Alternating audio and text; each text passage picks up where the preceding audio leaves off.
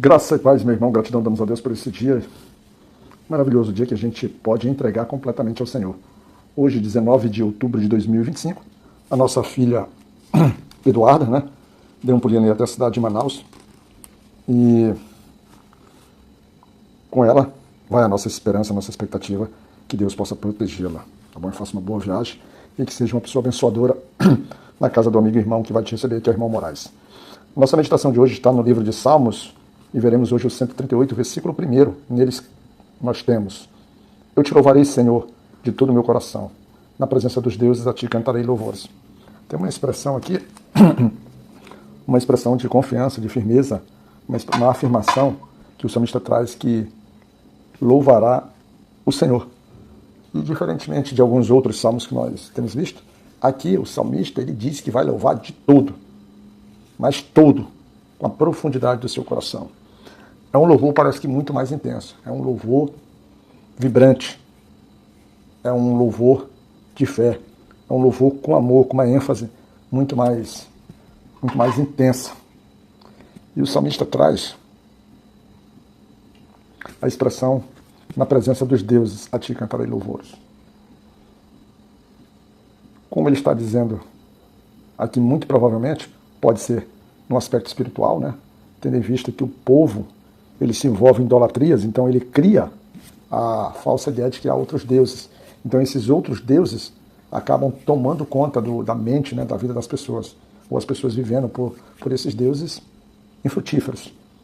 Mas também poderíamos pensar que o salmista está se referindo sobre deuses diante das autoridades que governavam, ou das autoridades que poderiam fazer uma oposição a que o salmista fizesse aquilo, tendo em vista a idolatria que se praticava. Mas o salmista, ele diz, para um lado e para o outro: na presença desses deuses, eu cantarei louvores. E ele fala isso por quê? Ele fala dessa forma porque ele diz que vai se direcionar, inclinar-se para o templo do Senhor. E nesse templo, né, ele louvará o nome do Senhor, porque o Senhor, ele é bom. E isso vem sendo repetido com muita frequência. A benignidade do Senhor. A benignidade do Senhor é algo que remete ao infinito, à imutabilidade, vamos dizer assim, a contagem infinita do próprio tempo. A benignidade do Senhor é para sempre, como diz o salmista. A verdade do Senhor, ela é inquestionável. Só que o salmista, ele não simplesmente está louvando por um ato de gratidão. A gratidão existe. Mas ele deixa claro que o louvar ao Senhor está definido pelo que está no versículo 3. No dia em que eu clamei, me escutastes. Alentaste-me, fortalecendo a minha alma. O salmista traz que quando estava em desespero, que quando estava sob ataque, que quando estava fraco, talvez sem esperança, já numa situação vencido, quem sabe, o salmista diz que clamou ao Senhor. E o Senhor o escutou. Eu acho que isso é algo que todos nós sempre esperamos do Senhor, né? A gente clamar a Ele e ter uma resposta de forma imediata.